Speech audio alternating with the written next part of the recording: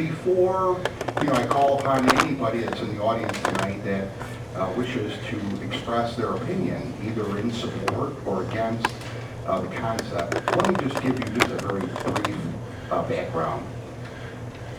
In 2009, in fact, the effective date is July 13th of 2009, the Illinois State Legislature enacted Public Act 96-34, which has now been compiled into Illinois law 230 ILCS 40/Article 5.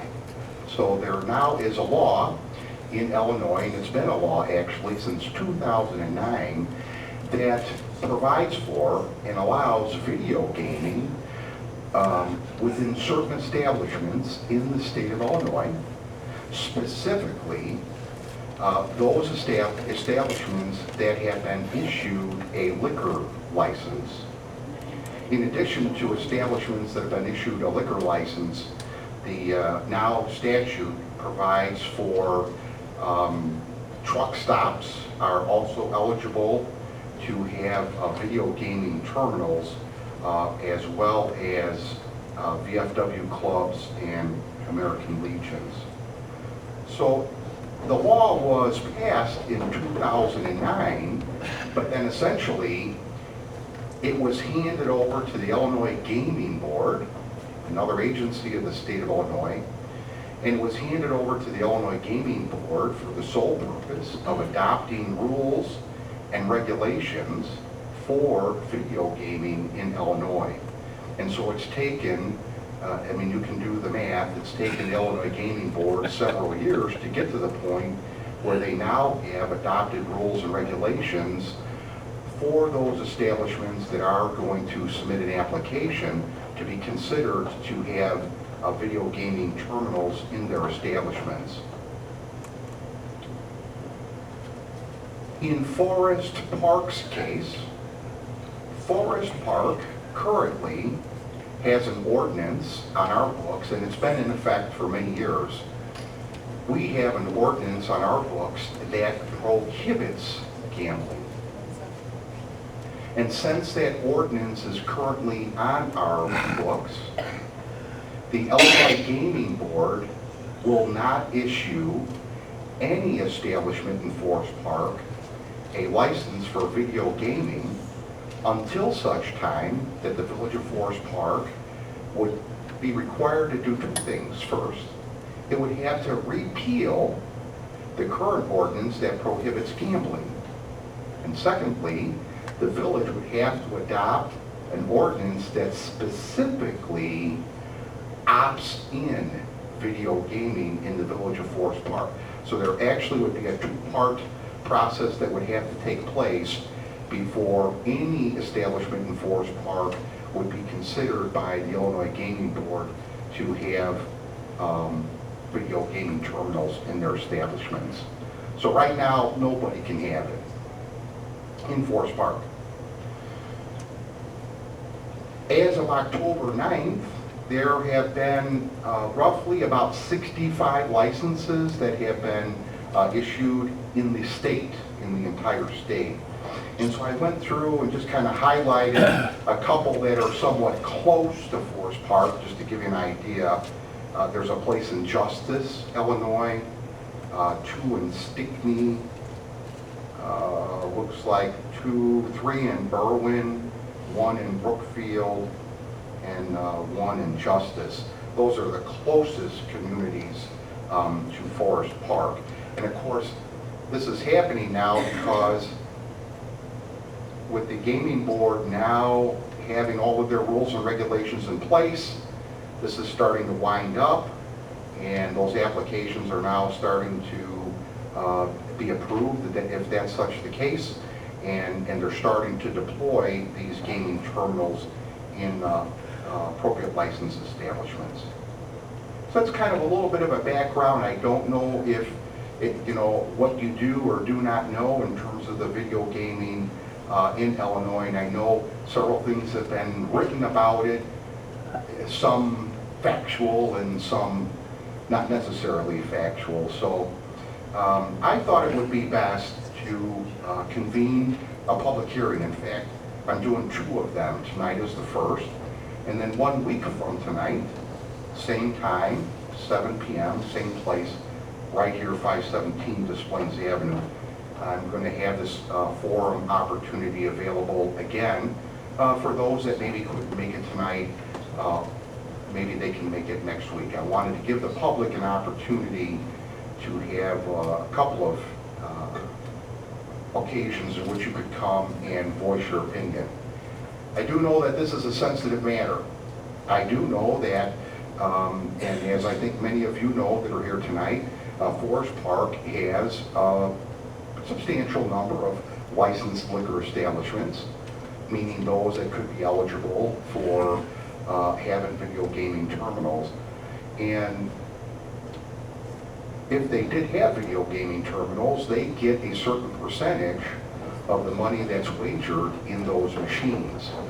So video gaming in Forest Park, to those businesses that could be eligible, means added revenue to their business. I understand it, and I get it. I'm a businessman, have been for a long time, so I understand the whole financial component. But likewise, I also have residents of the village of Forest Park, and equally I'm concerned about the thoughts that you may have on your mind, and again, whether you are in support or opposed to it. I think it's important for us to hear both of those. I do have a court reporter here tonight.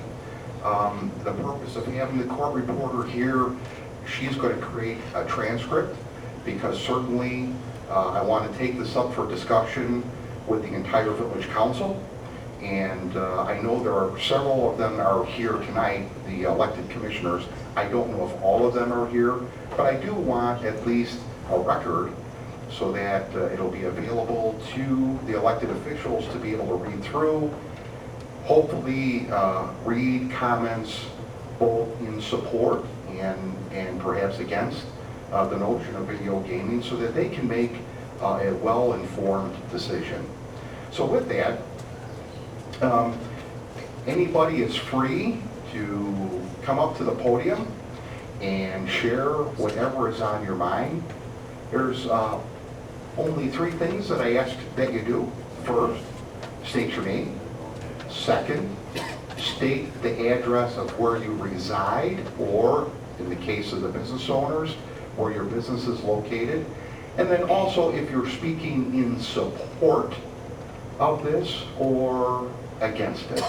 So 3 items: your name, address, and if you're speaking in support or against. So with that, I'm going to open it up, and whoever wants to speak, just approach the podium. Come on up.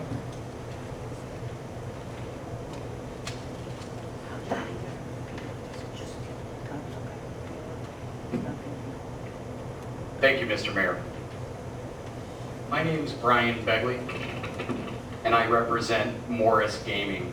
We are a licensed terminal operator with the state of Illinois. We're located at 4957 Oakton Street in Skokie, Suite 244, and we are speaking for video gaming in the village of Forest Park. First, let me thank you for letting us discuss the future of video gaming in Forest Park this evening. The Video Gaming Act was passed in 2009, allowing video game terminals and licensed establishments throughout Illinois, as you just expounded to the folks here. This tightly controlled, state-regulated video gaming system will provide the single largest revenue stream for the capital plan, accounting for at least 30% of the total funds. The $31 billion capital investment program is needed to help Illinois' economic recovery and to create over 439,000 jobs across the state, including some here in Forest Park. Of the revenue created from video gaming, Forest Park will receive 5% for unrestricted use by the village. If around 64% of the licensed establishments in Forest Park, which is approximately 30 out of the 48 licenses. This would mean an annual revenue to Forest Park of $336,712, not including the license fees for each machine, where if 30 venues come into this at 5 machines, you're looking at about $3,750 in license fees. Over a 10-year period, revenue to Forest Park would be $3,336,125. The Illinois Gaming Board has posted revenues figures for the first locations that went live in September, and so far, all of these locations have held up to state projections. A venue in Rockford has done so well, in fact, that they're on track to generate $21,528 for the local government in a year's time, just from that one venue. Video gaming is now live at 95 locations in the state, including 7 in Berwyn. Morris Gaming, my company, had the first venue go live in the state on September 7th, 2012. There has been no issues within the bar or the community with video gaming, and the only thing that's happening is people are having a lot of fun with it. There have been no complaints by bar patrons or residents of the community or the police department. And in fact, our company, we provide surveillance for our clients that cover the games and the payout system. And we have actually given access to the Morton Grove Police Department so they can monitor this as well. We're a very open and transparent company and very ethical in our business practices. As well, video gaming will benefit the local licensed establishments, as it will mean saving jobs, employing more local workers, and be an added stimulus to the coffers of Forest Park. Without video gaming, these patrons will go to nearby towns that do have it, such as Berwyn, North Riverside, Brookfield, and as you mentioned, Justice and a few others.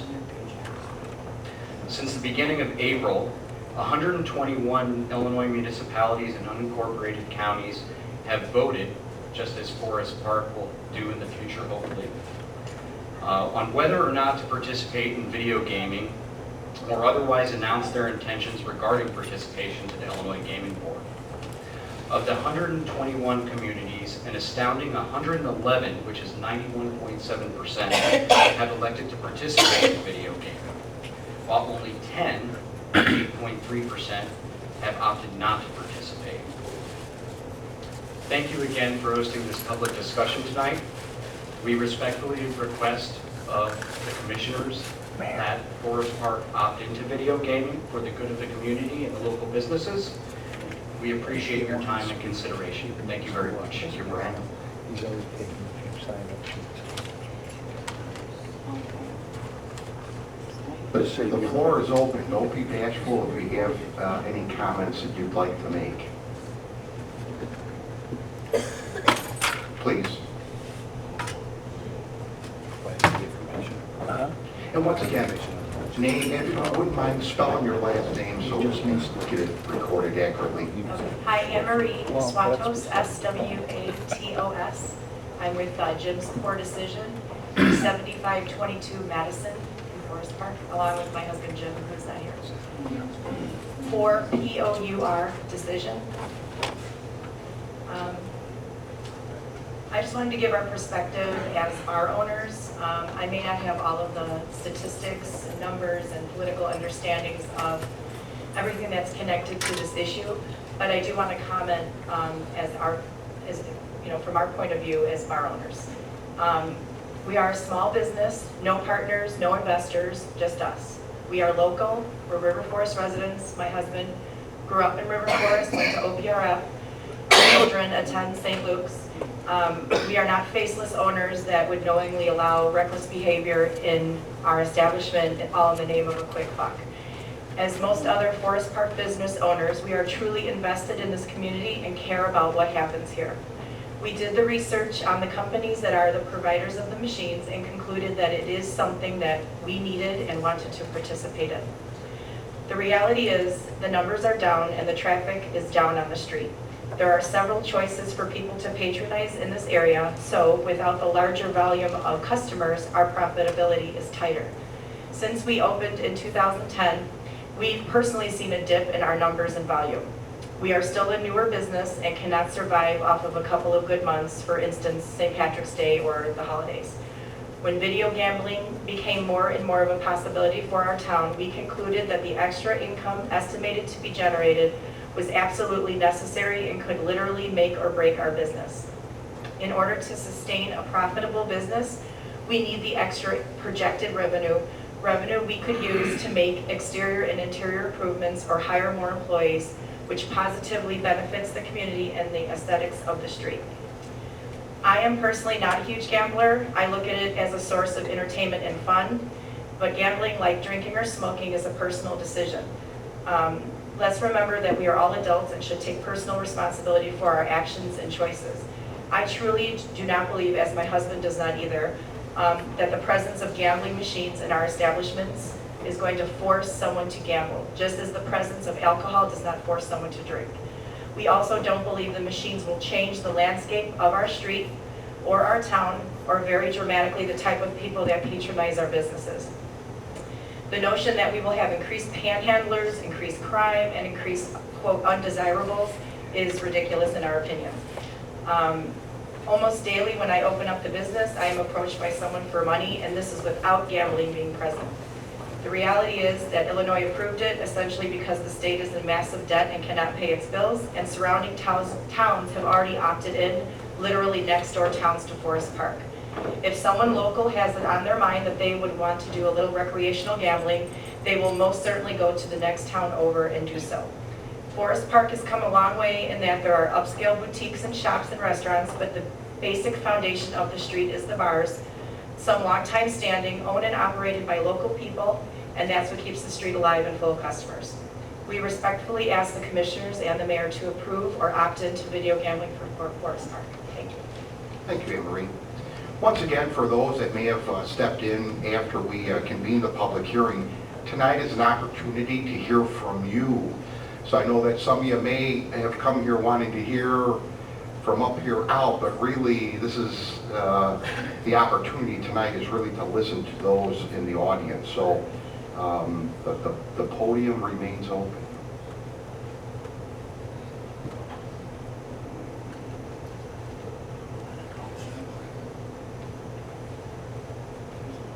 Mr. Mayor, my name is Dan Hurt. I own Consolidated Auto here in Forest Park. I pay a huge tax bill every year. I have nothing to do with bars. I'm totally for this program. I think it's regulated by the state. We have nothing to worry about. And the town needs the money. The bars need the income that it might bring in. And I need a break in my taxes. Please, there's no reason that we can't do this. Thank you, Dan. Although I don't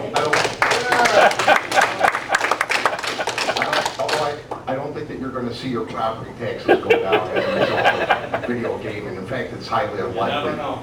You know, really, in fact, it won't go down because the money generated, and where's Brian? He's still here. If I'm speaking out of turn, raise your hand, Brian. The money generated from video gaming to the state is really going into a capital improvement plan.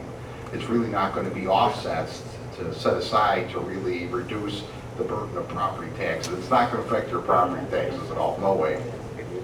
Go ahead, Brian. If I may, the state share is actually 25%, which is earmarked for capital improvement programs. The 5% that would come into Forest Park is unrestricted revenue. There you go. So this means that Forest Park Help me out, man. can use the revenue for whatever they like, and I actually have heard of some communities using it as a property tax offset. So, Mr. Mayor, whatever you and commissioners deem necessary for this new revenue stream, you would be able to use it as you wish. And just so we're clear, I'm not advocating one way or the other, just factually. Brian gave some estimates in the beginning, and those are purely estimates. on the part of the village, if we had 30 licensed establishments, and really the operators are based on their assumptions, they're strictly assumptions at the moment, on a quantifiable number of establishments and maxing out with the total number of machines that you can have in each establishment, which is 5. So the most that any establishment could have is 5. And so you do some assumptions, you do some mathematical assumptions, and based on that, that's where, we've heard numbers of annual revenue back to the village based on 5% of about $300,000. I can tell you that I don't think you're going to see your property taxes reduce $1 based on it. I really don't. Anyways, the podium continues to remain open.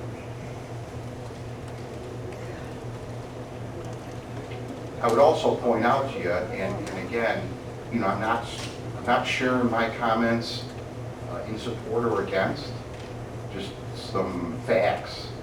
Right now, and I have the law is right here, and it's in the law where it specifies that from the revenues going into the video gaming machines, the state of Illinois gets 30% of the net revenue.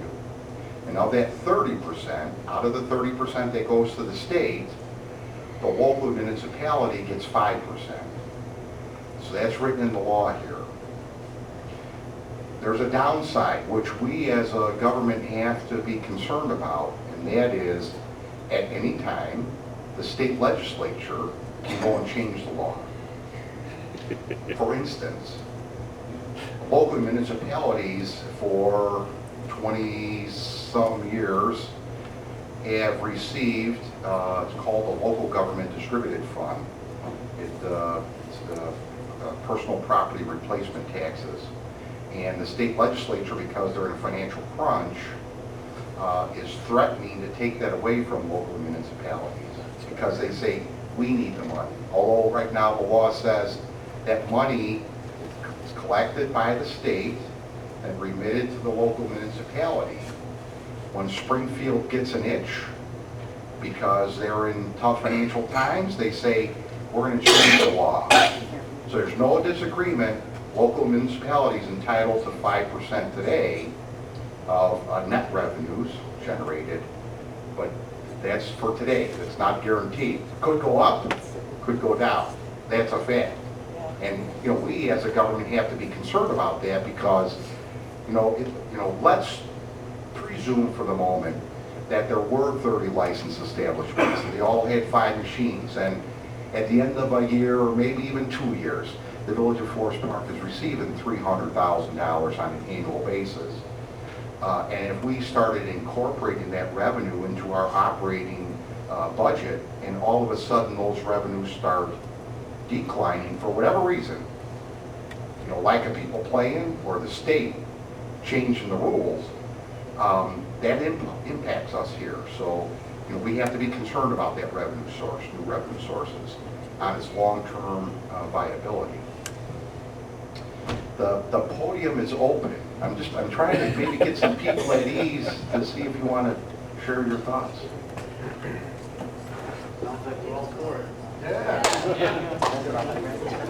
At least try it. Made light. Oh, somebody's coming up. Good job.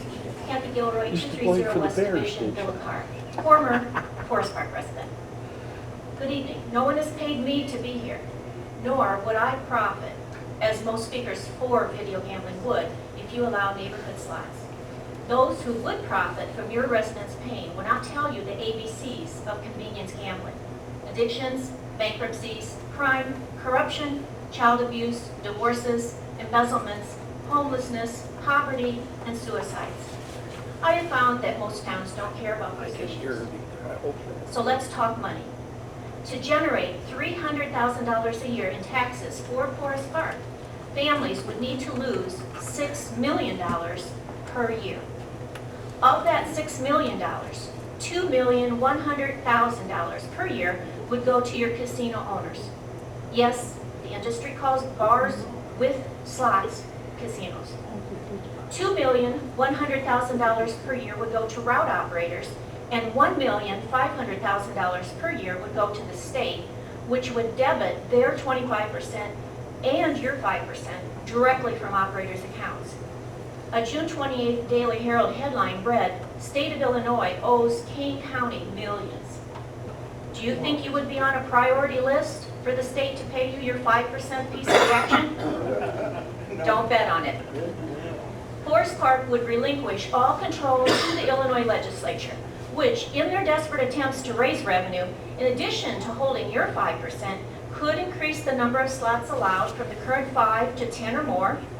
The legislature could raise the tax on families' losses from the current 30% to 50% or more, like South Dakota. Cook County has already proposed a tax of $800 per machine. The state did raise taxes on casinos after they opened. And less than a year after the 10th and, quote, last, unquote, one opened, tried to double the number of casinos allowed. If the state allowed it, and easily could, your vote for slots could allow them in Forest Park grocery stores and gas stations. According to Ed Pazel, Executive Director of the South Suburban Mayors and Managers Association, funding for the capital bill is still available, whether Forest Park allows slots or not. Government officials in South Carolina and Montana commented in a GAO report, quote, "The atmosphere of convenience gambling created a negative environment and stigma in communities, which hurt local commerce and residential areas and had a detrimental effect on community investment. They discouraged new business from coming in," unquote. Gambling is not new business.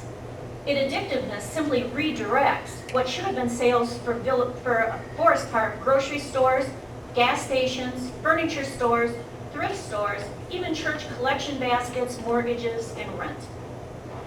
Who does your board represent? Those Forest Park businesses and families, or just the bar owners? Forest Park businesses would not lose customers to businesses in other towns that have a couple of already occupied gambling machines. Maybe once, but customers would learn and be back for their favorite pizza or pub. That losing business argument is a scare tactic. If people want to gamble, they go to a casino with 1,000 machines to choose from. No one is born a gambler. People try it when it's convenient. Over 9,000 people have become so addicted to gambling from trying slots in Illinois that they have volunteered to be arrested if they are caught in the 10 casinos. Addicted gamblers would be attracted to neighborhood casinos because they would have no fear of arrest there. Gaming Board Chairman Jaffe said that there is no way that their agents can regulate the entire state. They are relying on help from local police who have failed miserably in their regulation of, quote, for amusement only, unquote, and lottery machines. Do Forest Park police include lottery machines in their underage stings? Why not? Then why would they include slots? The so-called slots take paper money only.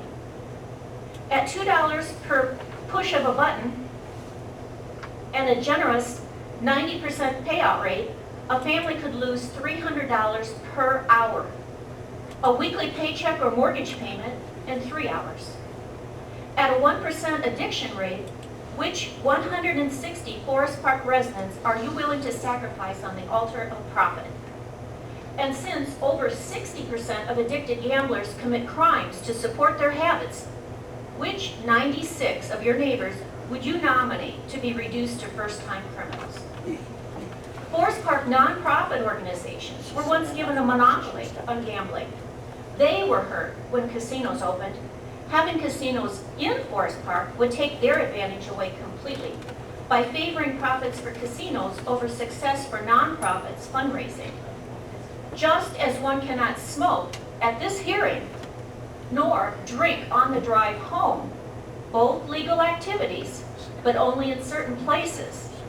Slots are legal, but their place is in highly regulated casinos. According to several village attorneys, if one-armed bandits move into Forest Park, they could be grandfathered in forever. Later, you could ban only new casinos, not existing ones. Why risk that? Wait to see if towns that have opted in become known as Sin Cities. For now, please continue to opt out, as towns and counties with 4.9 million residents already have. Thank you. Thank you, and incidentally, does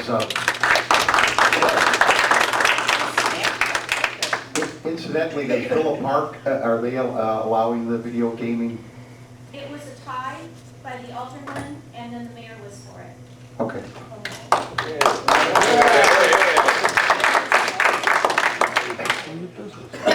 You know, primarily we've heard from the business community. I certainly want to welcome any residents that may be here. If you have some thoughts on your mind, feel free to share those. Really got me charged, oh yeah.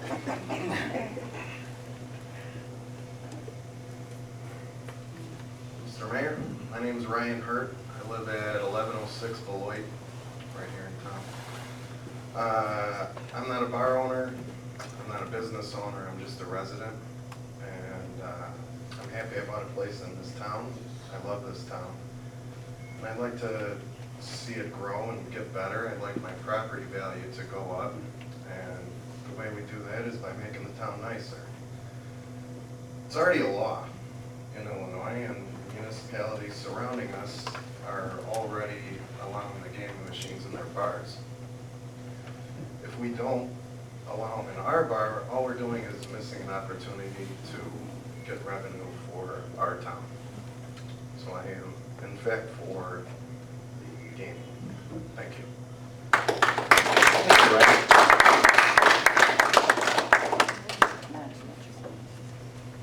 You don't even have to raise your hand, just come on up. Nobody's going to bite anybody that wishes to speak, just feel free to come up. My name is Marty Cerise. I live S-O-R-I-C-E. I live in Elmhurst, but I was a resident of Forest Park for 20 years.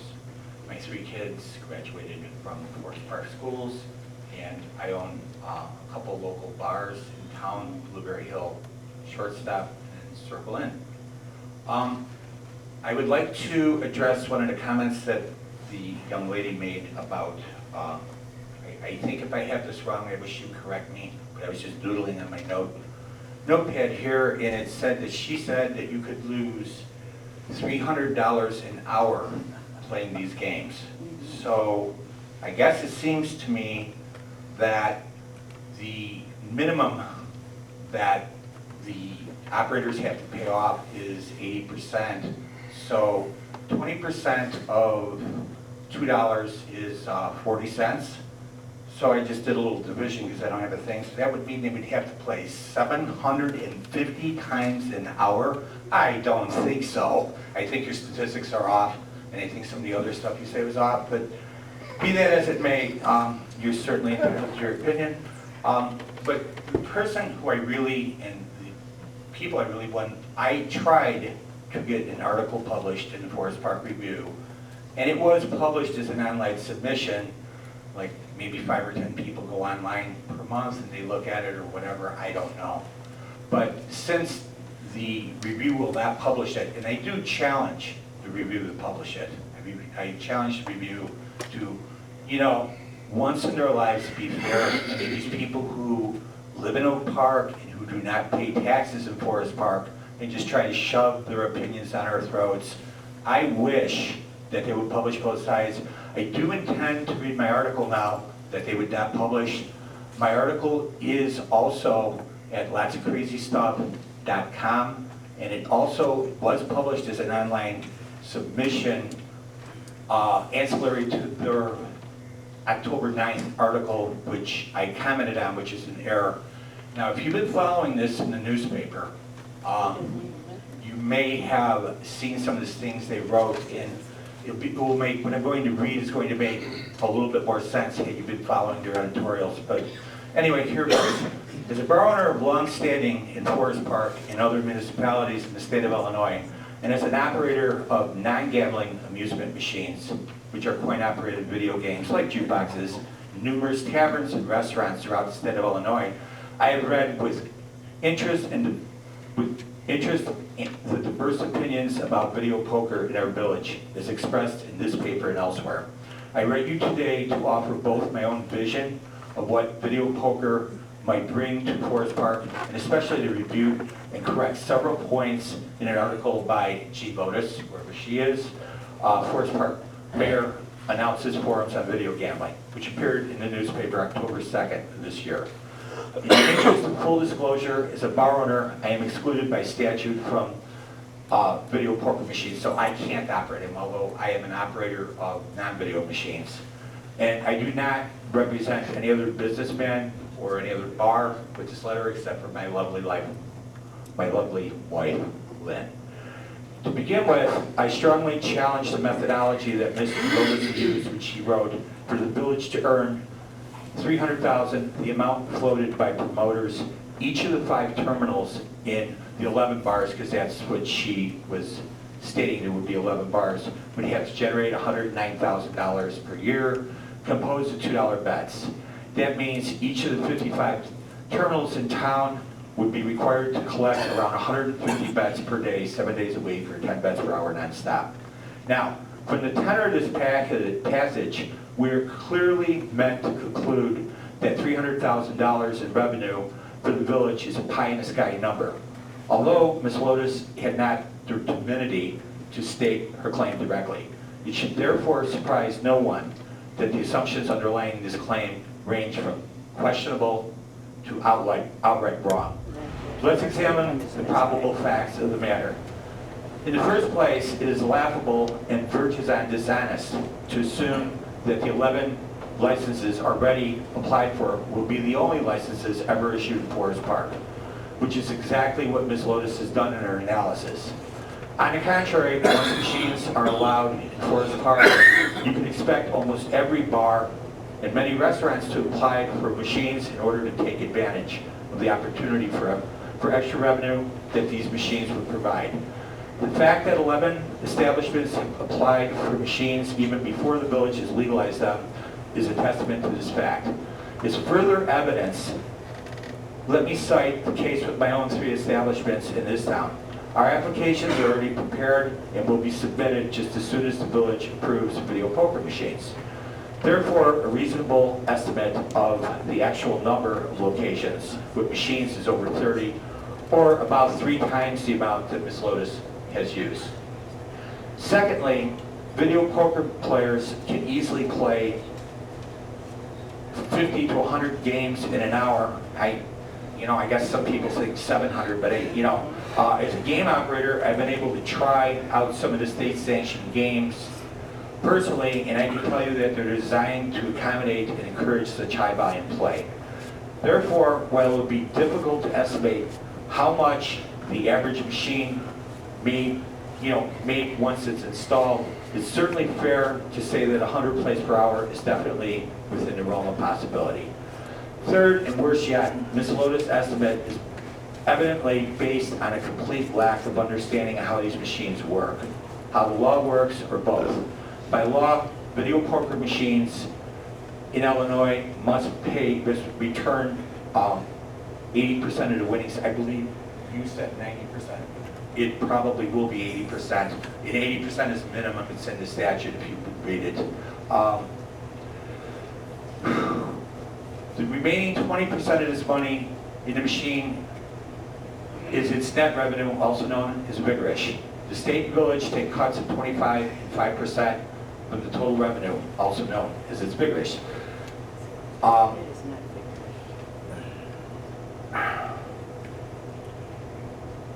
Ms. Lotus, he has it as total revenue and not net revenue. Anyway, therefore, Ms. Lotus is entirely wrong when she states that each of the 55 machines would have to generate $109,000 per year to generate $300,000.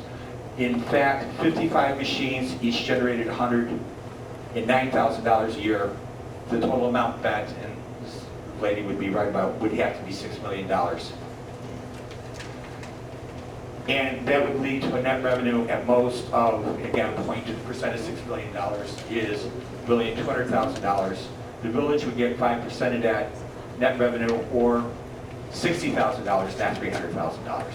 Of course, since we've already seen Ms. Lotus's guess about the number of machines and their average amount of plays are baseless, these numbers don't predict the average tax revenue for the village, but as back of the envelope numbers, they're just outright wrong. Given all the above errors, it's clear that Ms. Lotus, and actually I'm talking about the newspaper here, her calculations are seriously lacking, being based on deeply unlikely assumptions, being erroneous, even if we accept these wrong premises. While her article is clearly sloppily written and poorly researched, I can't really help but wonder if this is all this is just a lack of accuracy, or they're just not being fair. And her writing absolutely suggests a lack of impartiality in her character. What is crystal clear in any event is that Ms. Lotus's article desperately requires correction and retraction. Our village ill needs such information regarding such contentious big ticket issue. I also find it entirely immaterial that various business people contributed to our mayoral candidates. I don't understand how donations to local candidates can be alleged to have any bearing on the state licensing process. I also don't understand what anyone expects a business can hope to gain by allegedly hiding public information like campaign contributions. In fact, isn't it much more likely that the omission of such information on a license application are the result of simple mistakes? Given Ms. Lotus's article, I find it hard to believe that the review can fail to understand that mistakes are sometimes made in print. Let's take a more reasoned approach, measured approach, to projecting what our village stands to earn by video poker. My considered view is that these machines can generate very good return for all their beneficiaries, especially in the short term, the first year or two after installation.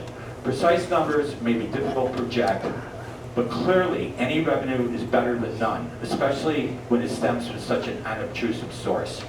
However, and I don't totally, actually I want to go off for a minute, I was supposed to state whether I'm for or against video gambling.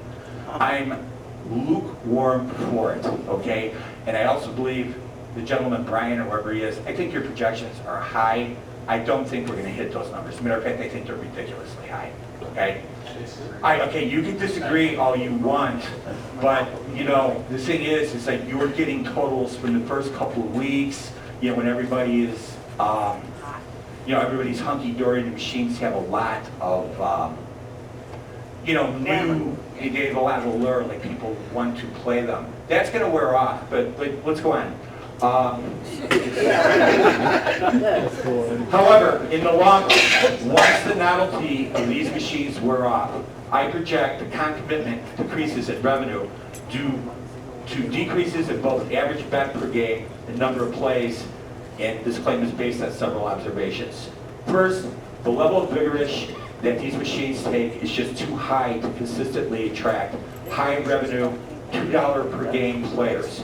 Players wanting to wager higher amounts will continue to gravitate towards our area casinos, where the odds are more favorable and their ability to risk money is increased. In simple terms, why would anybody continue risking $2 on a coin flip that only offers $1.60 for a win, when that same flip in a casino could offer up to $1.95, and it's available?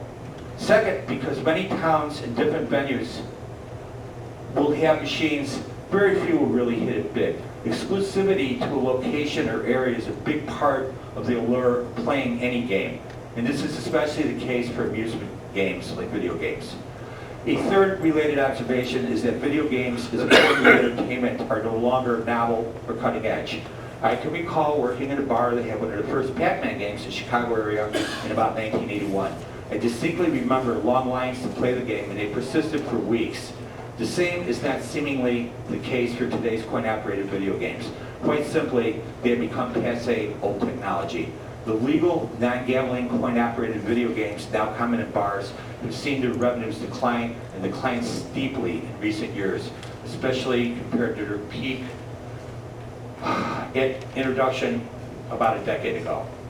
Fourth, we know anecdotally that returns on illegal gambling machines in other towns where they're common is not extremely high, and they have been going down, okay? it's not a whole bunch about anything. It seems to me that these projections support those opposing the introduction of these machines. So be it. It's my goal to communicate the truth as I see it rather than bolster either side in this argument. That being said, I believe that our village should approve the video poker machines for a variety of reasons in addition to the revenue generated, whatever it may be. First, I think that the typical player will be someone who plays a quarter at a time, primarily for thrill and entertainment. Now, if such player plays 100 times per hour, they can expect to lose $5. So what that is, so 25 cents times 100 is $25. The state part of that, what the figures will be, everybody splits up is 20% of that is $5. And that, when you think about it, people they put more than $4 an hour in a jukebox. $4 is the price of a bad glass of wine at one of my bars. The machines won't give you a hangover. Thus, for almost all these machines will provide, what they're really going to provide is clean fun at a reasonable price. Second, for years, we've lost businesses to towns who have played fast and loose with the rules on video poker, on illegal smoking, and a variety of other issues. It would be edifying and indeed lucrative to be able to compete without our hands tied behind our back. Third, I literally see no drawback to these machines. In fact, proved or not, I believe that many of us are going to be shocked at how much this issue will rapidly become much to do about nothing. One idea that has been floated as a resolution is to grant a trial run for poker machines 1 or 2 years. I think this is a reasonable compromise. In fact, I don't see what possible argument there is against it. I also think everybody just really needs to take a deep breath and relax. These machines, accepted or rejected, are not harbingers of doom or social decay. They're simply a source of entertainment for customers and revenue for our local state government and our local government. Thank you.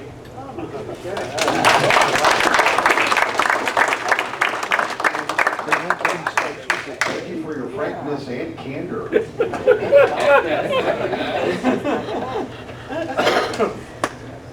Mike's still on.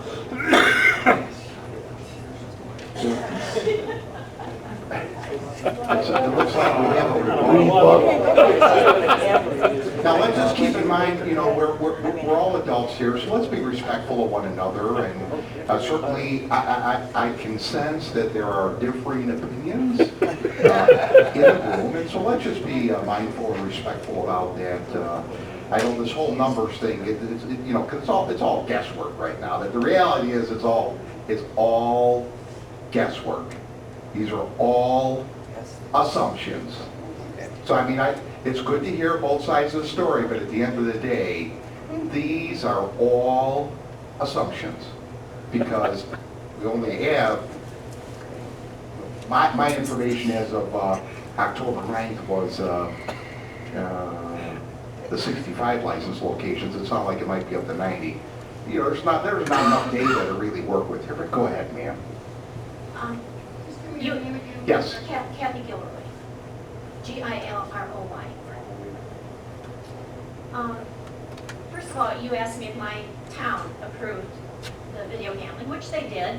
However, I spoke recently at Lake Zurich, where the previous meeting, all of the aldermen, except for one, were in favor of the video gambling. The second meeting, where it was going to be voted on, the alderperson that was against it was not there.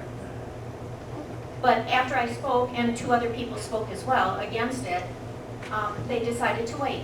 And it was unanimous to wait to see how it went in other communities. Not only that, Clarendon Hills rejected it. Sugar Grove rejected it. These are just in the last couple months or so, at communities where I spoke. In regard to the 750 bets an hour, actually, I used the 90% payout because that would be less lost per hour. Then it would be 1,500 per hour. Right. So let's go with his figure of 750 bets per hour. This is not a card game, where someone's going to have to look at their hand and decide what they're going to play. It's pushing a button. It's pushing a button. There are 20 games on each machine one of which may be video poker. So how many times can you push a button in a minute or in an hour? At 750 bets per hour, that's once every 5 seconds. Here's 1,000, 2,000, 3,000, 4,000, 5,000, 1,000, 3,000, 4,000, I think we 5,000. got the Okay. idea. That's 750 per hour, right there. At a conference I went to, the operator showed machines that paid out 82%, 86%, and 92%. The ones at the casinos pay higher than that. So 90% maybe, you know, what they pay out, but if they only pay out 80%, that's a higher percentage of what's gambled will be lost. So let's use the 80%. I'm happy with that because it makes my argument stronger. The gaming board has denied locations licenses. Not every location that applies is going to get approved. In fact, it's been about 1 out of each 7 or 8 so far that have been denied. And not all operators are going to put 5 machines in every location. The operator buys those machines. It's about $20,000 on average per machine. To put 5 machines in a location is $100,000 for that operator. They're going to look at what the clientele is there, you know, the hours of the establishment, whether they think they're going to make money there. You can't use the maximum number of 5 machines. It's not the bar's choice. It's the operator that decides how many go in there. Then, according to the last meeting of the gaming board, only 20% of the locations that have been licensed are up and running. And the reason for that is because the operators are not providing their financials, which is a little questionable why they're not providing their financials. In fact, there's a truck plaza, which is in the paper today, that there's 5 machines sitting there.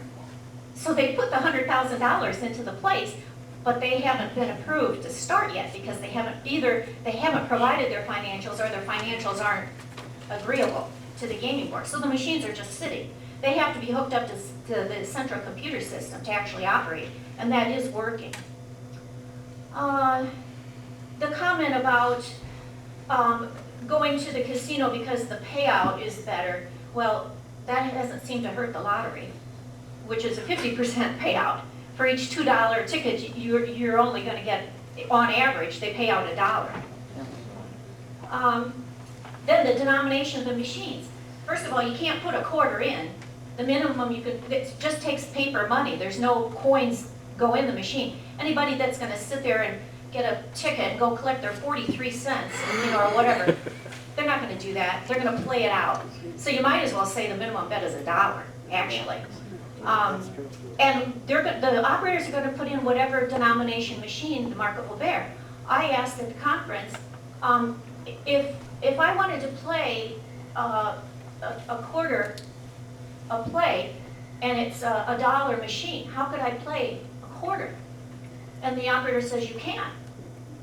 And I said, well then, why would you have a $1 machine on display here if I'm supposed to be able to play for a quarter?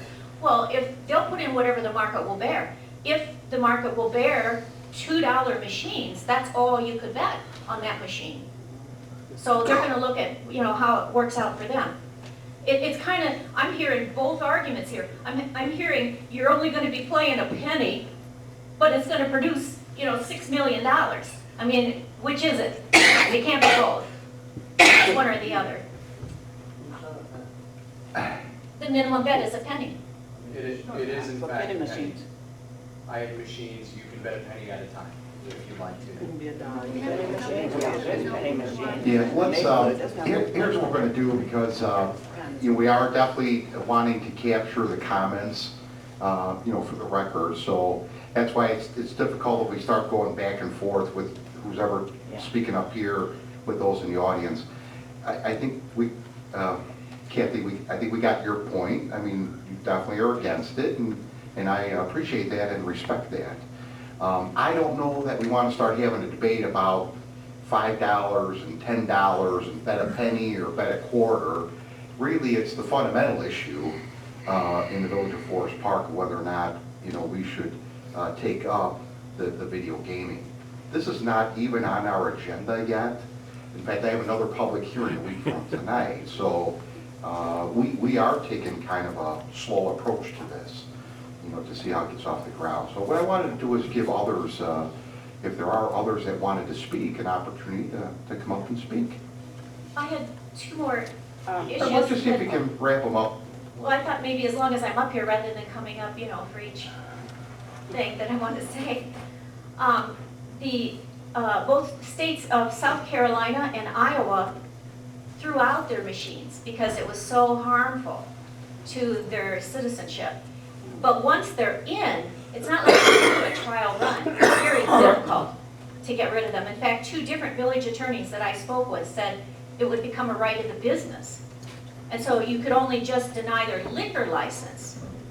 That's the only control that the village has over that location, as far as if you decided later that in a year or 2 that you didn't want to have them. So, give up the microphone. Thank you. Hey, come on up. Okay. Come on up. I got to charge that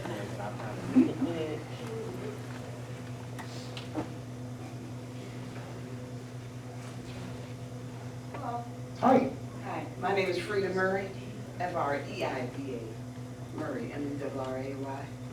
I live at 850 South Des Plaines, Forest Park, and I would like the Forest Park to opt out of the video gambling. I don't have a position paper. I don't have any numbers. I just see the businesses, I can't understand how they would want just a few coins coming in, because that's basically what it would be, I think. The high roller, they won't come to the restaurant to play video games. And I understood this gentleman say video poker. I would hope it just wouldn't be poker, because that wouldn't be fun for everybody. And there's another problem about the vendor. The person that's referred to as Brian, is he the only vendor? Is there a monopoly? Or are there No. There, I don't know how many there are, but no, there's no monopoly. No. Okay, so, but I just think that, the strip place would have brought in more money than the video.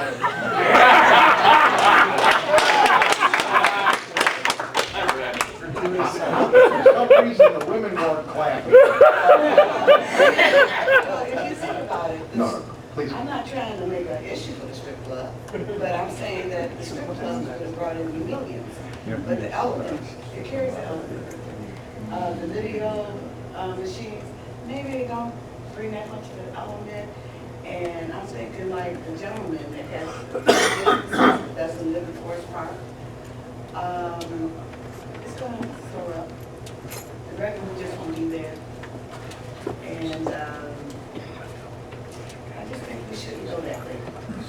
Just to help the state a little more out. We can help ourselves out do something better. Thank you.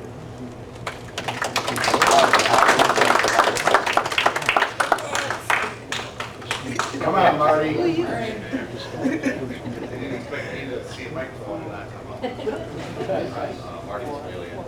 Hey, can you spell your last name? Okay, good. Remember? It's 7235 Jackson.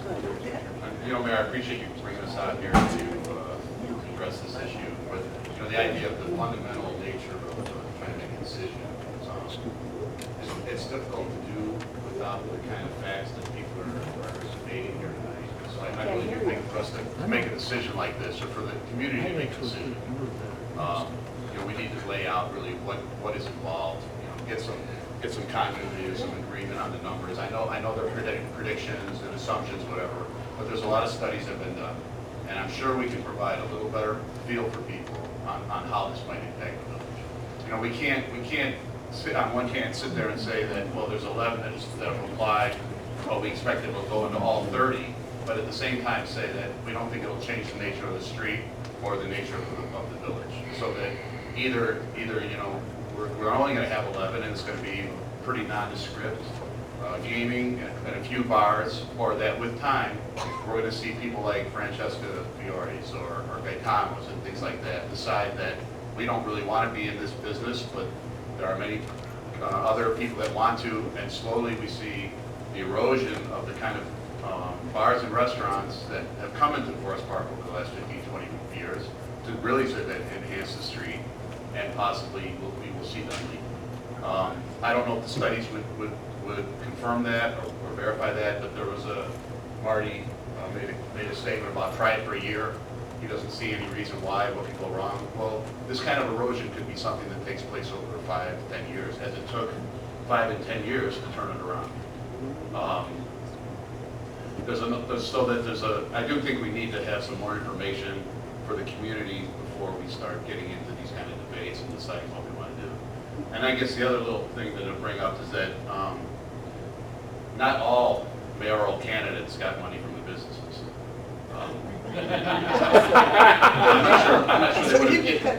I'm not sure they would have given me any, but I wasn't taking it. But how does that pertain to the discussion? Well, Marty brought up that it doesn't have any influence, and it doesn't have any influence in the decisions made by the village. I didn't say that. I did not say that, sir. You said it was irrelevant. We said, okay, and you just said, what difference does it make? You know, we've seen another situation here where unfortunately the village is paying out money because something took place at a bar in our town. And, you know, if it's not illegal for the bar owners to give money to the liquor commissioner, it probably should be. Because really, there has not been the kind of accountability over the years towards the bars that have had these kind of problems to prevent them from happening in the future. And unfortunately, there doesn't appear to be accountability, and therefore there's repetition. So I think it's time for us to get some facts.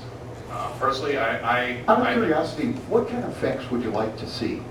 I would, For instance, the total logistics of it. We talked about, you know, communities have brought these into their towns before.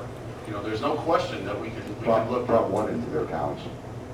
We're talking about video gambling, casinos, and the bars. This is the first time that it's legal The first time in the United States of America. in Illinois. Yeah, in the United States of America. Not- We not- can't yeah. learn from the experiences of other communities like ours in other states. You know, there's a lot for us to learn on this. You know, Mayor, you attended the IML conferences. There were papers that were presented on both sides of the argument, from the people that supply them, from other people that are against them. Why can't we have that kind of information here? It's not like this is not a research topic and there aren't information that we can use and disseminate to our residents to help us make a decision. I'm not sure which way we should go on this. You know, I certainly, you know, like anybody else, would like to see money come into our village and not have a detrimental effect to our village. But, you know, we can't do this based on opinions who people that complain about the press being impartial that own 2 or 3 bars in town.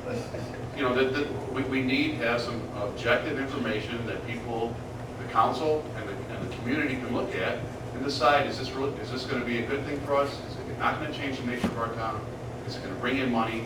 Or ultimately, are we going to be sorry that we did it and and have things go and have the nature of the street change, have more problems in our bars, have more, you know, our police department runs around on Friday and Saturday night like their hair's on fire sometimes in this town because of the problems we have at some of our bars. Is it going to get worse? You know, throw a $100 loss into the mix on someone that's overly intoxicated. What's that going to do? Maybe nothing, but I'm sure there's information out there and studies that have been done to kind of indicate, okay, how do you control that? If it is potentially an issue, there must be ways to control that because other towns do it. Maybe it's successful, maybe it's not. There's a lot of information to learn, but I think we need more than just, you know, the kind of opinions that we're getting before we can make collectively, before the community can come weigh in on one side, and then ultimately you and the council can make a decision. So the public hearing, Marty, was not intended to be a study session where we would have given like a handout at the beginning you know, here's what you could read about what happened in Utah or South Dakota or Missouri on the effects of gambling, either pro or con. That the purpose of tonight, next week, is to really open up some dialogue based on the basic premise of the video game. I would be shocked, I'd be shocked if anybody that's here tonight is just hearing about video gaming for the very first time. You know, I think it's been at least on the TV and in the newspapers. I mean, the law was passed back in 2009, so you know, we have all these little nuances, and I don't think that there's any quantifiable data out there. I think it would be unrealistic to use data gathered from another state, because I think that there are different habits on the way that people might gamble from state to state. Otherwise, we could just take some data from a place called Las Vegas, Nevada, and use that data here in Illinois, and I don't think that'd be fair. But sure, come on up. But also, since Marty gave the volley, I'm real confident, very confident that there are other communities that have bars where mayors haven't taken any campaign contributions, and I think there are still people that go out and get intoxicated in those bars, and they have to call the police. So I don't see the correlation there. I think that was just a little bit of a cheap shot. Yeah, absolutely. Go ahead.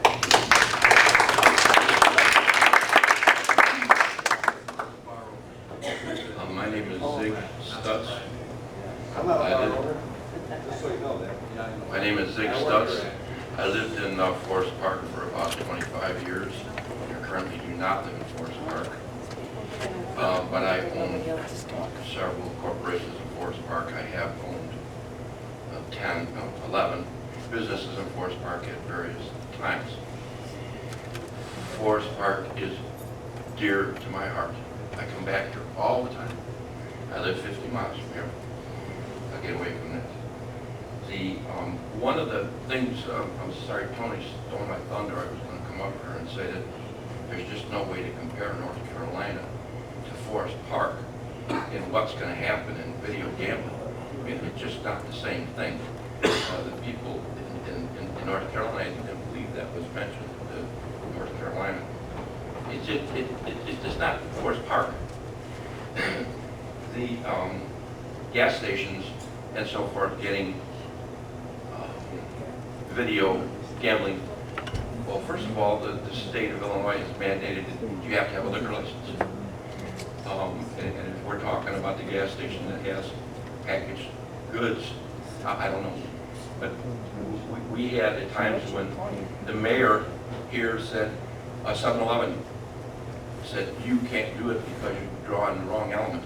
And and this was Mayor Polka, said, you just can't do it. And they stopped him from having any kind of lottery or any kind of video machines.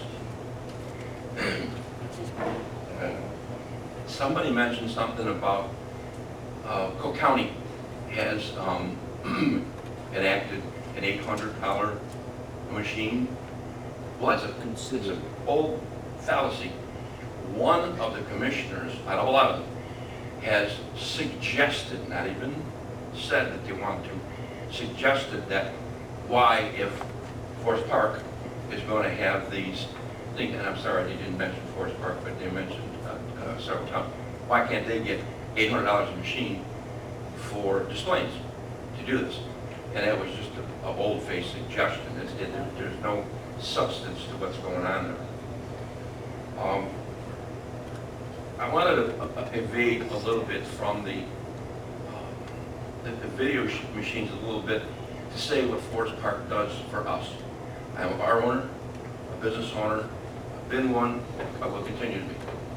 Get back to one spot, I own another bar which is not in this territory. And the territory it's in is in Fox Lake, Illinois. We've had the video poker machines there now for just under a month, 3 weeks to be exact. And we're finding that at the current time, and it's certainly not going to keep up that way, they're paying out more than they're bringing in. That certainly is not going to keep up, and I don't have an answer as to why that's happening, but it is happening in the town that I live in. No answers for that. And if you're going to suggest, if anybody suggests that we're going to be able to compete with Berwyn and Cicero and every other town around here if they have video gambling and we don't, that's hogwash. It happened when, and let me give you some background. 20 years ago, it was suggested in this council here that we have video machines. This town was so conservative, we didn't even have one that was free. You couldn't have one. One came in free, and the mayor, when it was frantic, yelled out and was going to break the machines apart. We didn't have one. We were that conservative. So we went, and the mayor at that time appointed a committee of 3 people. The deputy chief of police, myself, who was head of the local liquor license holders, saying it's wrong. Liquor Dealer Association, I think. Liquor Association. Yeah. Liquor Association, we had an association. And the third one was the mayor. That were the 3 people on the committee. We were to report back to the mayor as to what to do about this. Brand new, video machines. Video machines at Forest Park. You've got to be crazy. 5 commissioners. They went back and forth and back and forth and back and forth. Came out, and what they did is they used the video machine standards that they had in other towns. I'm not sure that's quite right. Well, that's what the mayor said, that's what Bill said. So they came back and they said, we're changing this, we're changing this, we're changing this, we're changing this. They changed it, we came back, the council met, the vote was 5-1 to pass it. When it first came out, a lot of places were doing pretty good. Now they're dead. It was a fad. It's gone. We're not making any money on video machines now. The mayor passed a law that says it's going to cost $200 a machine for us. Well, we said, it's okay, that should be a minor thing. Well, now we can't even afford the $200. We're paying it because we've got to satisfy the customers that are coming from Berwyn again. We can't. We have to do this. So we're paying $200 a machine right now to the town to have the machines that we have in the town. Well, the numbers is dwindled. And by the way, that's correct to do that kind of thing. Is to charge $200 for it. It gives more money to the mayor and his committee and the police department to be able to go around and make sure there's no gambling going on. Because if you don't think gambling is going on next door to us, you're nuts. Because our machines, which were regulated by Forest Park, and still are regulated today by Forest Park, are different than the machines that are in Berwyn and Cicero and all those towns. They're completely different. Those machines, a police department could walk in the door and somebody's being paid out money. They couldn't give it to her. Our machines, this is Forest Park. They don't do that. It's not what's done in this town. Now, and one other thing was mentioned about the number of places that were turned down, applications that were turned down for the video poker. There were 2 turned down for video poker. I don't know where the numbers came from, but that's the report that I got this morning. There were 2 turned down. And they were both turned down for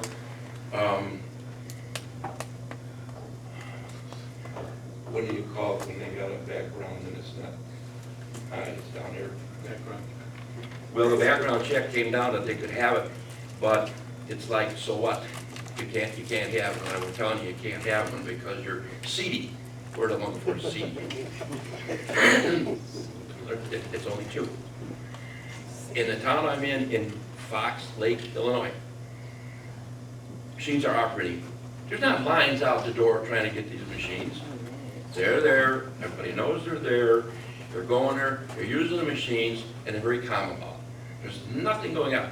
no big gambling roost out there. There's no thing where again, Mayor Polka, many years ago, was afraid that people would come in and they gamble away their whole paycheck.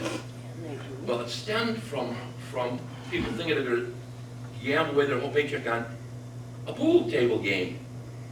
And that rolled and rolled and rolled, and everybody thought, well, this is what's going to happen. Now, one other issue. Now, I'll get out of here. Contributions. In the past president of Forest Park Liquor Association, as Tony straightened me out because, I'm sorry, I had a stroke, I don't get it right. And we as an association have given in the last 10 years $12,000 to entities in Forest Park. Our rules are it has to be an entity. You can't come with Alliance Association in another town like Broadview and come to us and say, we want some money. It must be Forest Park. And we've spent $12,000, maybe 1,000 at a time, 500 at a time, so forth, in this town. And I think that doesn't show on the books of the town. But I gotta tell you, anytime Tony comes and we ask him, hey, we got some extra money, what do you think we can do it? He makes us a list. Give it to the food pantry, give it to the library, give it to the school board, so forth and so on. He makes a list, it comes back to us. And now we vote on it and say, and we always give the money away when somebody asks for it. That's the kind of things we do in Forest Park. And I don't want to see that stop. Video machines. We don't need any more information on what's going on. The video machines can be rescinded at any time. According to the Illinois Liquor Commission, who's running this lottery, somebody can have their machines in their town, and the town can come to them and say, this is now objectionable, we don't want it. And the town has the authority to rescind it individually on a license, not for the whole town. So the policing is left up to your board, which is where I think it ought to be left up to. Thank you. Hey, Zach, before you walk away, how many, so you're one of the, up in Fox Lake, you're one of the establishments that, I'm sorry. in Fox Lake, That's what we're talking about. you've got one of the video poker machines in Fox Lake? 19. We have 19 machines in Fox Lake. Now, so do you have a place there? Yes. So how many in your place? 2. So you're starting out with 2. I don't have room for more than 2. Okay. Yeah, because I mean, Five is the maximum, things like that are important to know for everybody. I know that 5 is a maximum. but it's a little place. Yes, I understand. Where are you gonna put 5 machines in a little place? I understand. I'd have to take the tables out, everything, I'll get, no. 2 machines, and if the 2 machines don't work, if all of a sudden it's wasting space for me, out they go. Yes. That's my choice. And it's the choice of everybody else. See, it's really, and the reason I raise that point, and again, this is not commenting in support or against.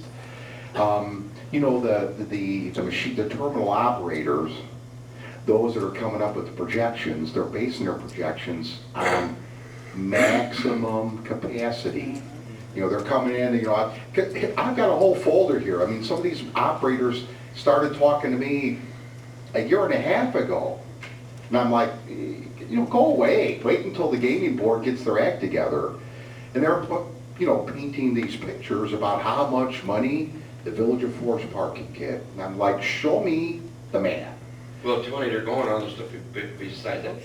They're painting a picture for the little guy like me.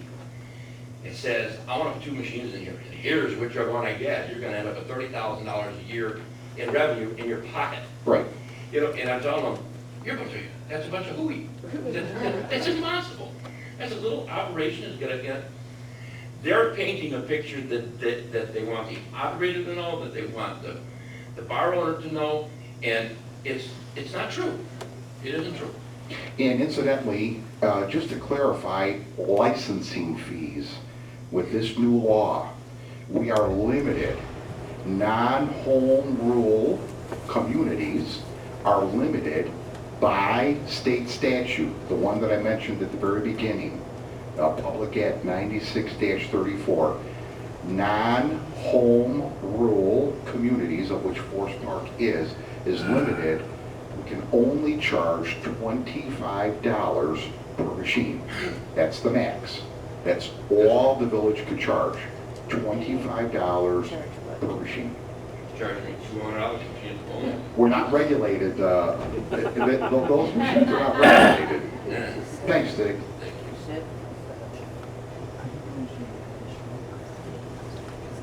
Come on.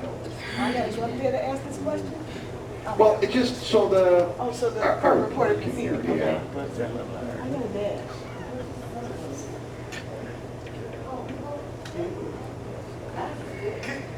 You go right ahead. This is Big Mary again. Oh, you know? Or will it be up just to the chair today? Question essentially would be, an item on the village council's agenda. And then, discussed by the village council. But remember, there's actually two actions that would have to take place. First is we would have to repeal the current prohibition on gambling. And what the gaming board has said, if you already as a municipality have a local ordinance prohibiting gambling, you simply cannot just repeal that ordinance. We're not going to accept that. You have to repeal it, and you would have to adopt a brand new ordinance specifically allowing video gaming. That's the only way that they'll accept it. So, this is just the first step. Yeah, good. Thank you, Mr. Mayor. My name is Ron Milshofer. This might take you a minute. Milchofer,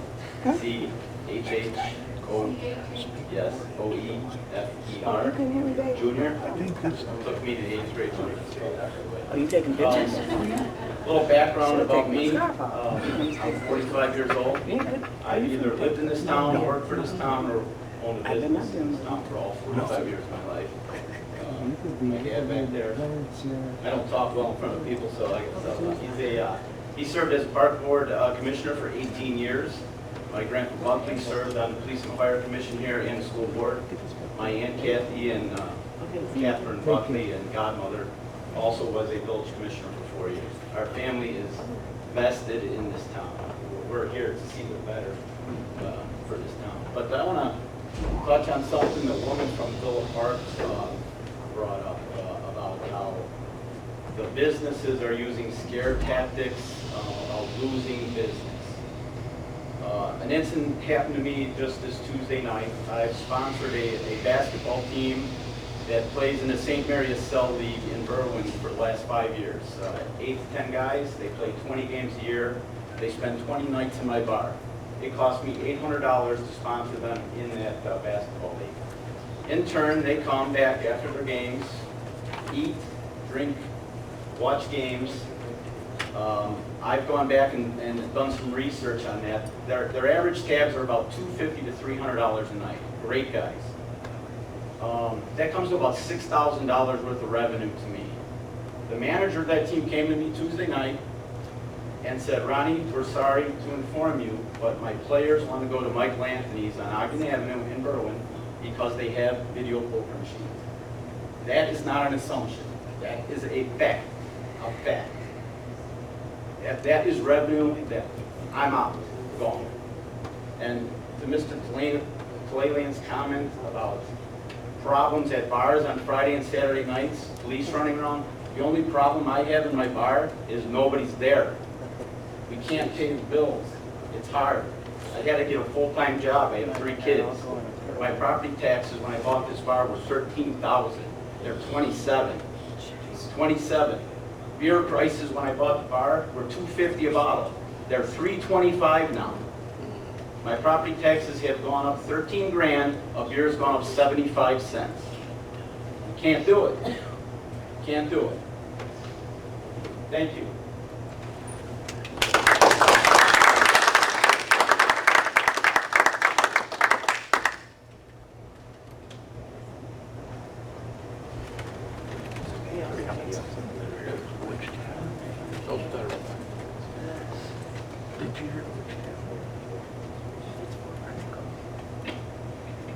Mr. Mayor, my name is Frank Rolfe, R-O-L-F-F.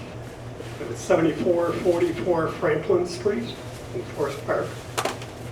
I've lived here for 7 years and been to every establishment for 30 or 40, and a good supporter of all of them, they can tell you.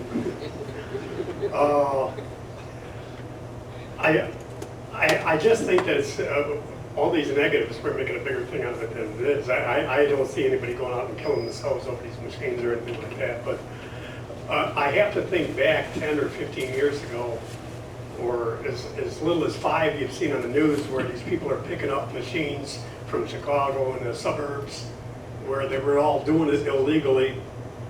And I remember playing them myself, and you build up to 40 credits and you got $40 or whatever it was. And this just saves all that illegal stuff. I mean, you know, we're going to go somewhere and do it anyways. I go to the casino probably once a month or so. There are 1,000 machines there, and I play most of them. These here, I don't, you know, it's not going to make me gamble any more or any less. I'm going to enjoy it, and it's just, I think it is good for the town, good for us. That's it. So.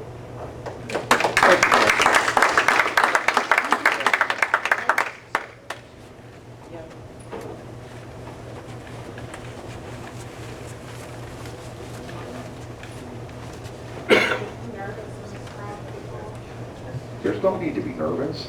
This is a rowdy crowd. I'm Gina Thomas. I live at 942 Hannah, and I am not for or against video gambling, but I wanted to echo what Marty was saying. I do think that my group of friends, we talk about this. We're all trying to decide if we're for it or against it because we love to be against stuff. But we just haven't really decided yet, and I think that what we would like to know, I'm speaking for all of them now, and nobody's here but me, but I think we'd like to know, like, what's the socioeconomic effect of something like this, the business loss for non-bar, you know, what Marty was saying, will non-bar businesses want to leave or stop coming, and the effect of crime. And although I don't think that Las Vegas is a good comparison, there must be other towns that are sort of like Forest Park. And that's commonly done in science and stuff where you go and, you know, just research other areas and stuff like that. And I would like to see that before I would make up my mind. I kind of feel like the decision has already been made, to be honest, but as a resident, that's how I feel. So, I mean, just the vibe of the room and everything, and I know what, I mean, I've heard people talk around, you know, I just kind of feel like it's kind of an already decided thing, like, but I'm just saying, like, I don't think that there's this big outcry against it.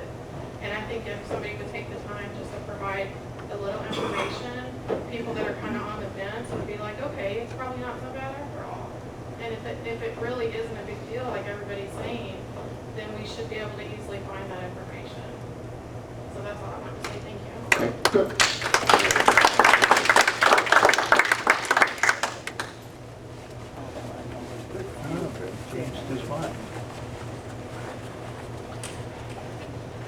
Pardon me. Good evening. I'm Chris Fleming, and I also own one of the bars in Forest Park on Madison Street. I am not a resident of Forest Park, but am a resident of Des Plaines, Illinois. And I can honestly tell you right now, in Des Plaines, Illinois, they have a very bustling new entertainment area full of bars, which is stealing a lot of our business.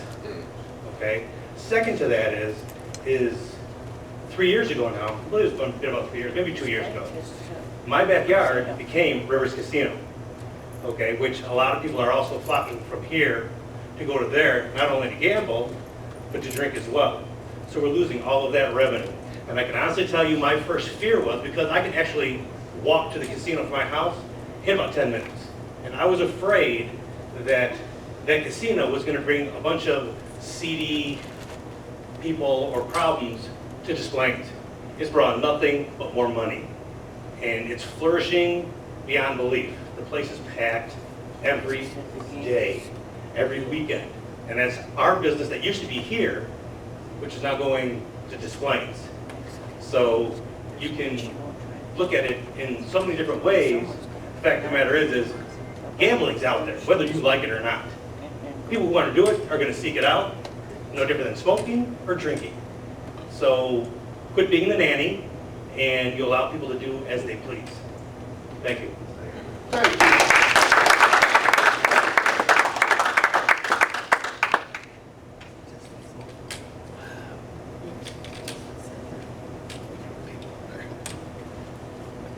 Marty, you want to come back? Is that what you want to do?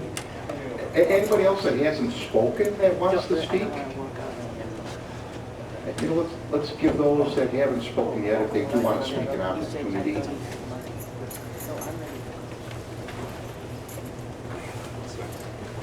Hello, my name is Joe Davis, and I live at 7446 Franklin in Forest Park. Not a bar owner, just a resident. Just saying I am for the video gaming. So people want to hear, facts about it. We already heard from the one bar owner who says all the revenue is going to lose by people going to the other bar in Berwyn. So I think it's a good thing. I frequent a lot of bars, and just gives us something to do at the bars. Besides just drinking, so probably curb drinking in Forest Park. So maybe it's a good thing. And if we get machines like Zig says that pay out more than they take in, like in Fox Lake, that would be fantastic. I'm in support. Now it's time to watch the rest of the World Series. So. Thank you, but something tells me the machine operators aren't going to let that continue for long.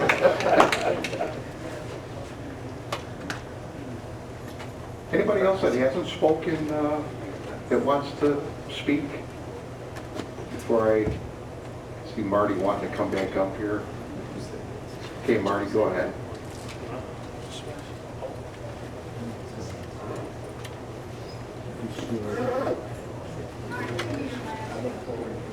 I'm really afraid I'm going to have a victory moment here. I'm going to remember three things, but my name is Marty Cerise, S-O-R-I-C-E.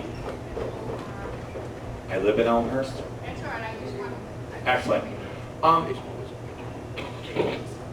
The other day I was goofing around on my smartphone, and I Googled biggest cities in the United States by population. Then I went to Illinois, and looking here in the 8 largest cities in the state of Illinois are Chicago, Aurora, Rockford, Joliet, Naperville, Springfield, Peoria, and Elgin. And then I took the 3 cities that have poker machines. And Peoria does not have a poker machine. East Peoria does, so I couldn't put them in there.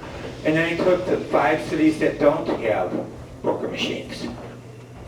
From 2000 to 2009, the population growth in the 5 cities that don't have poker machines was less than 1%. The population growth from the cities Aurora, Joliet, and Elgin that do have poker machines was 23.1%. I don't know. I mean, maybe they're not exactly the harbingers of doom that everybody thinks they are at casinos. I mean, some of it isn't good. I want to stress more than anything else that I think these machines are different than the kind of thing that would happen in casino. I think primarily people are going to play for like quarters and stuff like that. But I don't think it's going to. I don't think it's just going to be, like drunks just losing all their money and everything. We'll get their money in other ways, don't worry about it. I want to address something the young lady who said over there from Bullock Park. I structured my contract. I have control over how many machines will be in my place, and I have control at what they will be set at, not my operator. And everybody who went with our company has the same changes in their contract. I mean, what she's saying is just that false. I have total control over that and not my operator. I can't leave this go that 1,500 plays per minute or whatever, 1,500 plays per hour, that's 60 plays per minute, and it's not 1,000. That's one play every 2.5 seconds. Come on. I mean, you get the cards up, you look, you discard the cards. You can't do that. You can't do that 25 times in a minute. Your information is just totally wrong. I wonder, have you ever played the machines? Because if you have, I think you might have you know, like you might see what reality is. And I also, you know, Mr. Kalalian, I think you're a great man. I really, you know, like you made the statement that somehow I'm biased because I own 2 or 3 bars. I mean, the newspaper is biased objectively, not me. All because I own 2 or 3 bars doesn't make me biased by definition. I really, really, really resent you saying that, and I need you to know that. It's horrible, and I expect more from you because you're a very intelligent man. And I think that's all I got to say. Thank you.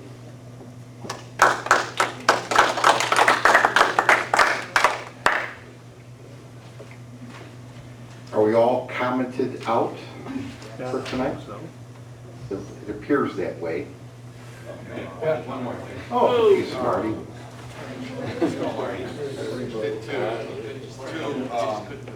I don't know what your motivations are, but to think that the bar owner, pardon me? What are you asking? Well, I know you're gonna say that the video games that potentially can put money in your pocket and increase your business, that you can separate that. How do you know that? I know you're saying, you're saying you can separate that, but most people can't. You don't know. Well then, you're Why don't claiming. you ask me? Why don't you ask me? Let's have a debate. Why don't you ask me? You said you're impartial. Yes, I am impartial. And do So I have to would you like surmise. to know why? Would you like to know why? Let me suggest, I mean, if you guys want But, to, you know, Let's close point. you want you guys to talk afterwards if you want. You know, you want to sort out. Quick point. You claim to be impartial. You may very well be. But to think that all of these bar owners in here, and I think if you are, you're very unique. Because it takes a very strong person that does not gain from something, does not gain financially through their business, to be totally objective about it. And I do not believe, I might not gain. I do not believe that all of these bar owners here that have financial gain associated with this being passing in our town are impartial. So that you may be unique, I really don't know you, but to think that people that don't gain from it are only looking out for the best interest of the village is ludicrous.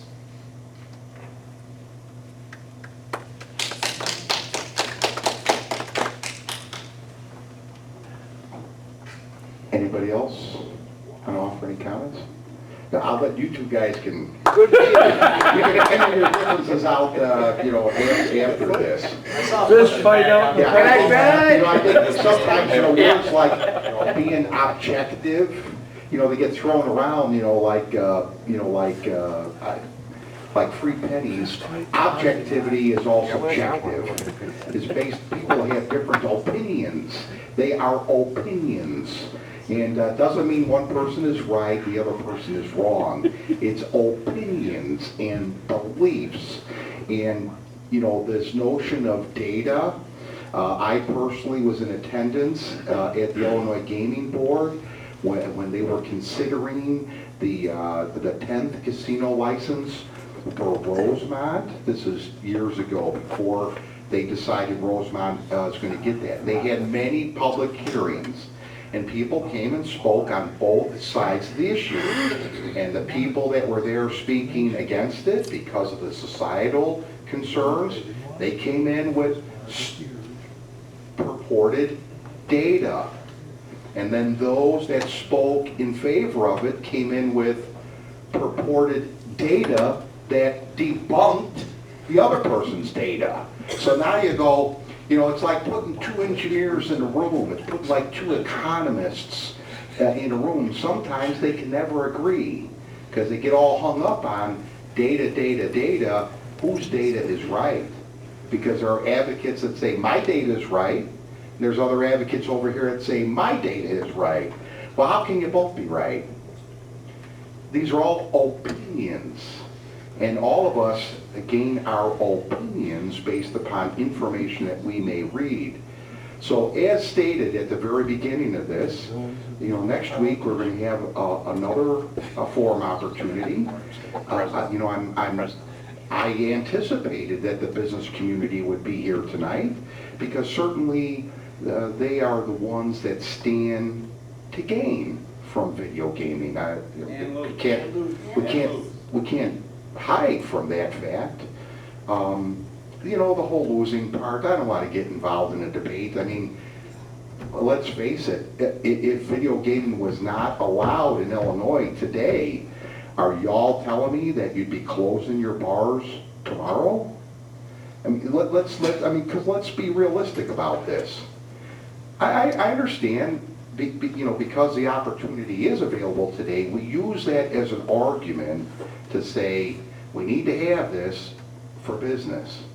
But what if the video gaming was not allowed? Is everybody closed? These customers wouldn't be running over the park. Is everybody's closing their doors tomorrow? Can I ask one question? Sure, absolutely. Do you remember when there were smoking bans in certain cities and not everywhere? Correct. Weren't there bars that closed down because of that? In Forest Park? No, not Forest Park, in general. Cities that were on borders of towns that could smoke, and you were in one that couldn't, didn't bars close down? Outside of Forest Park, I don't have that direct knowledge. They did. They did. Okay. Your name again, sir? Tony, I do have that direct knowledge. Around me, I live in Forest Fox Lake, which is 8 miles. That's Ron Milshofer. And my bar is 8 miles from the Wisconsin border. When the smoking ban went in, my bar became a morgue. It went right across 8 miles to Wisconsin, smoked our hearts out there. When the smoking ban went in Wisconsin, I could open my doors again. I have all doors closed except one. Now I can open them all back up. Fact. Level playing. So, you know, really as we kind of wind down here, I just wanted to you know, go back over some of the things I said in the beginning. We're creating an official record so that each of the elected officials can read from a transcript about the comments that were made both tonight and then a week from tonight. Genuinely, and I don't know if Gina left, you know, she kind of felt that, you know, minds are made up.